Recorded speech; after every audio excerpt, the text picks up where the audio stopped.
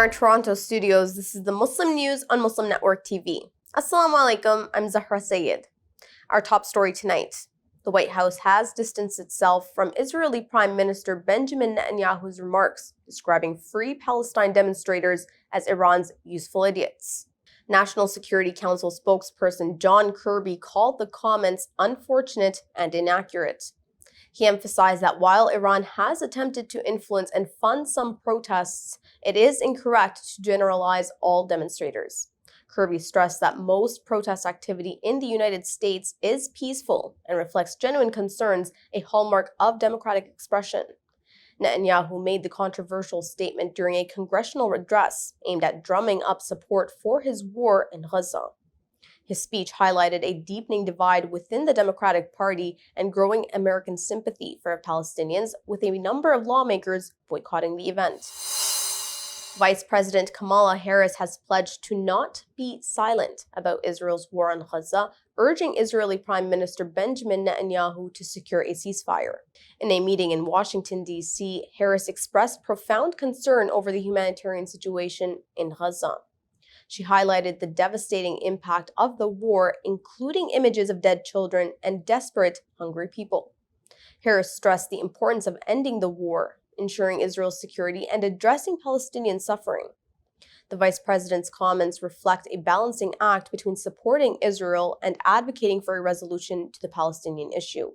She echoed President Joe Biden's unwavering support for Israel, while pressing for a U.S.-backed ceasefire and a resolution that allows Palestinians their right to freedom, dignity, and self-determination.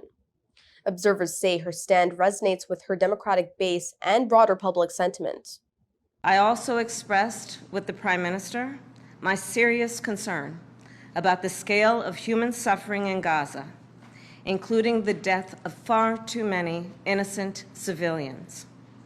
And I made clear my serious concern about the dire humanitarian situation there, with over 2 million people facing high levels of food insecurity, and 500,000 people facing catastrophic levels of acute food insecurity. Billionaire Reid Hoffman is facing sharp criticism for urging Vice President Kamala Harris to replace Federal Trade Commission Chair Lina Khan if she wins the presidency. Hoffman is the founder of LinkedIn and a major donor to the Democratic Party. He claims Khan's aggressive stance on corporate concentration harms businesses and consumers. Progressive figures like Senator Bernie Sanders and advisor Faiz Shakir say Hoffman's demand highlights the need to address big money's influence in politics. They accuse him of trying to sway Harris to be softer on corporate power. Critics, including Nidhi Hedge from the American Economic Liberties Project, argue that Khan's work supports workers and small businesses. With Hoffman pledging continued financial support to Harris, questions are emerging about her stance on antitrust issues.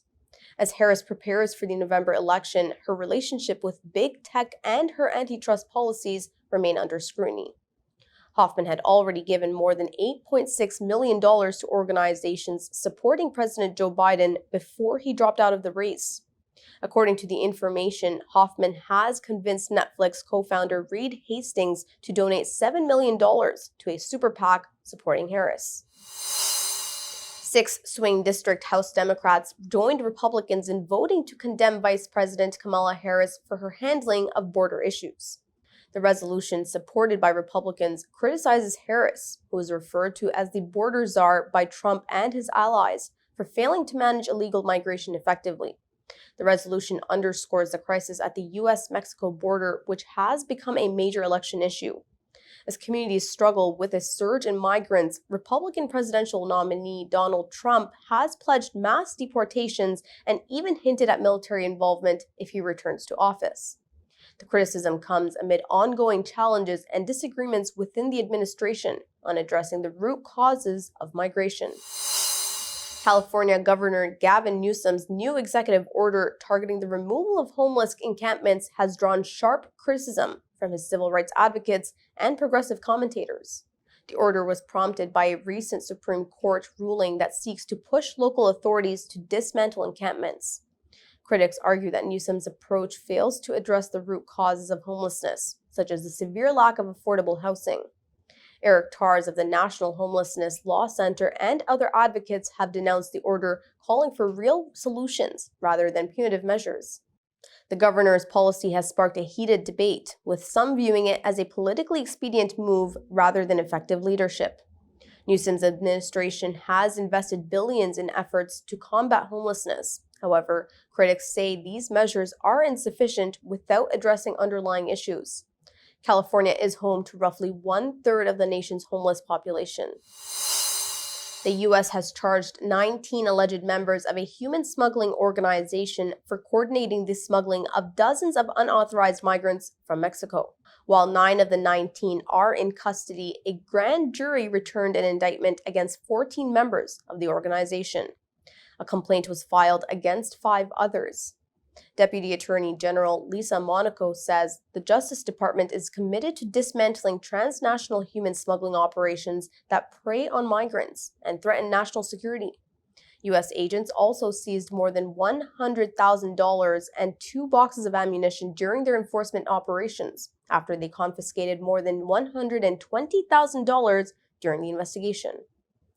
If convicted, 4 individuals in custody each face a mandatory minimum penalty of 5 years in prison and a maximum of 15 years and up to $250,000 fine. CARE Georgia condemns the harassment of Muslim women. Details come after the break. Stay tuned and we'll be right back.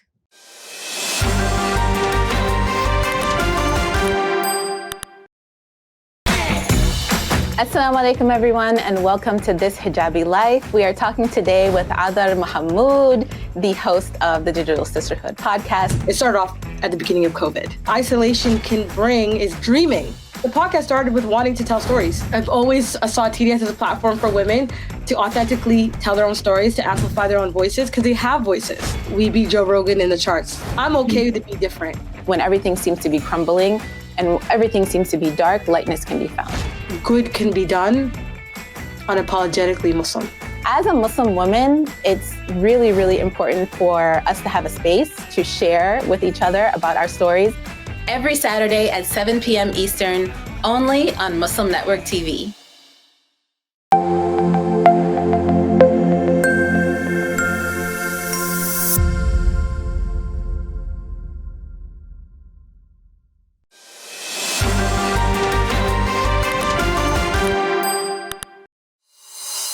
Welcome back. The Georgia chapter of the Council on American Islamic Relations, or CAIR, has condemned the alleged harassment of 2 Muslim women in downtown Alpharetta. The women wearing hijabs were peacefully protesting with a Palestinian flag when a middle-aged man began verbally abusing them with Islamophobic and racist remarks. A video shows the man making disturbing comments, questioning if the woman had guns and threatening violence. Despite the woman asking him to leave, he continued to follow and film them. A bystander eventually intervened to help the woman reach their car safely. CARE Georgia Executive Director Azka Mahmoud emphasized such actions violate the woman's First Amendment rights to peacefully protest. Mahmoud highlights the disturbing rise of Islamophobic and racist rhetoric in Georgia, calling for respect and protection of constitutional rights for all. In a new wave of airstrikes, Israeli fighter jets targeted multiple locations in Gaza, including Khan Yunis, the Burej refugee camp, and Gaza City. The Palestinian Health Ministry reports that at least 21 people were killed in the attacks. The Nasser Medical Complex in Khan Yunis received 18 bodies Friday morning. Central Gaza's Nusayrat refugee camp saw 1 fatality, while an Israeli raid in the Al-Sahaba street in Gaza City killed 2. An Israeli strike on the Al-Bina family home in eastern Gaza City resulted in 5 deaths. In southern Khan Yunis, Israeli military forces expanded their ground invasion, firing live rounds at an ambulance. The Israeli army claims to have eliminated around 100 fighters in the offensive, with airstrikes destroying some facilities in Rafah's Tall Sultan neighborhood. Israeli forces also clashed with worshippers at the Al-Aqsa Mosque in Jerusalem, injuring 1 Palestinian. Meanwhile, Hezbollah targeted 2 Israeli military sites on the southern Lebanese border, achieving a direct hit. So far, Israel has killed at least 39,175 Palestinians and injured 90,403 others. Some experts recently reported in the British medical journal Lancet that the death toll in Gaza could exceed 186,000 due to Israel's war. The International Court of Justice has ruled Israel's occupation of Palestinian land illegal and ordered the evacuation of settlements in the West Bank and East Jerusalem. Israel also stands accused of genocide at the International Court of Justice, whose latest ruling ordered Tel Aviv to immediately halt its military operations in the southern city of Rafah. Volunteer Palestinian teachers are providing education to displaced children in Gaza to fill the educational void caused by the Israeli blockade. The initiative began in the Jabalia refugee camp when a group of volunteers agreed to rebuild these basic skills for students. Despite challenging circumstances and limited resources, both students and teachers demonstrate unwavering dedication to the mission. Ziad Al-Das, the director of the initiative, said they are trying to rebuild the education system, teaching core subjects despite the unsuitable environment. The classes also aim to inspire a sense of unity and improve psychological well-being. A teacher who brings his children along for the classes said even the child's composure and mental peace improved by attending. طبعا هذه المبادرة بدأت بجهود ذاتية من خلال المعلمين النازحين الموجودين في هذه المدارس، حيث اتفقوا هؤلاء المعلمين على أن يعيدوا بناء هذه المهارات الأساسية للطلاب، لأن الطلاب صف أول وثاني وثالث ورابع بحاجة ماسة إلى التعليم في ظل هذه الظروف الصعبة، خاصة أن لا ننسى أن الطلاب صف ثالث ورابع قبل عام أو عامين كان هناك وباء كورونا منتشر، فهناك حقيقة يعني ضعف في المهارات وعدم قدرات يعني علمية لدى الطلاب. لذلك احنا حريصين جدا من خلال المبادرة على أن نعيد بناء هذه المهارات لدى الطلاب من خلال مادة اللغة العربية ومن خلال الرياضيات، رغم أن هذه البيئة غير مناسبة ولا تعتبر بيئة صفية مناسبة للتعليم، لكن رغم الظروف الصعبة يعني هناك كان رغبة لدى المعلمين الذين بادروا بهذه المبادرة، وأيضا رغبة لدى الطلاب وأولياء الأمور على أن يعلموا أولادهم ويهتموا في التعليم، خاصة أن هؤلاء الطلاب بحاجة إلى تأسيس وبناء مهارات وتأسيس مهارات من بداية.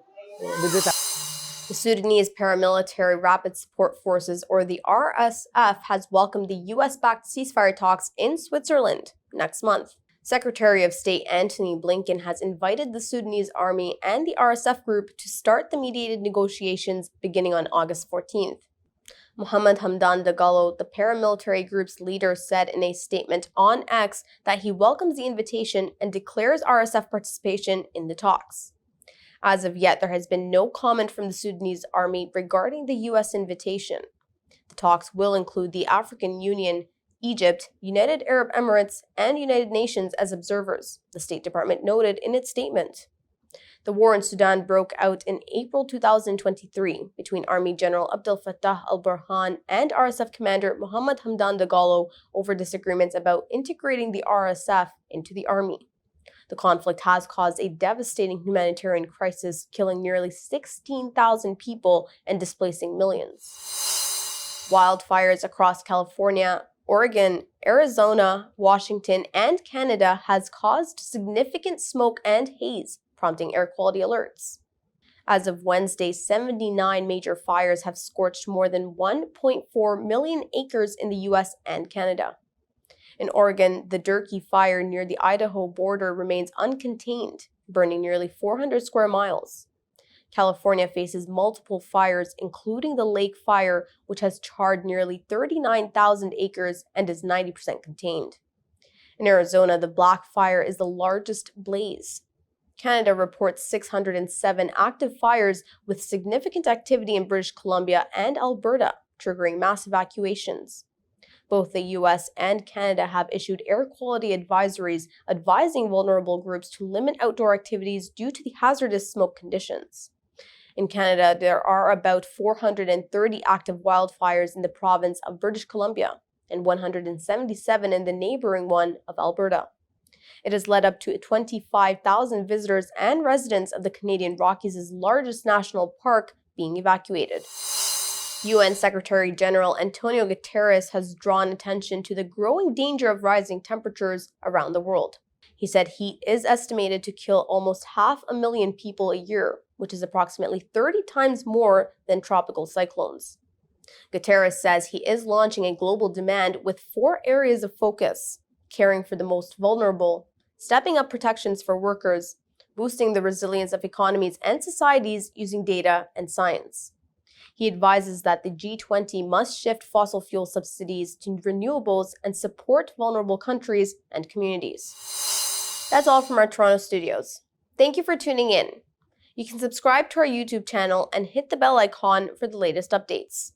Your support is needed more than ever to continue our mission of providing informative, educational, and inspiring content to Muslims in North America and around the world. Donate now by visiting muslimnetwork.tv/donate. For more content, keep watching Muslim Network TV or visit muslimnetwork.tv. Assalamu alaikum.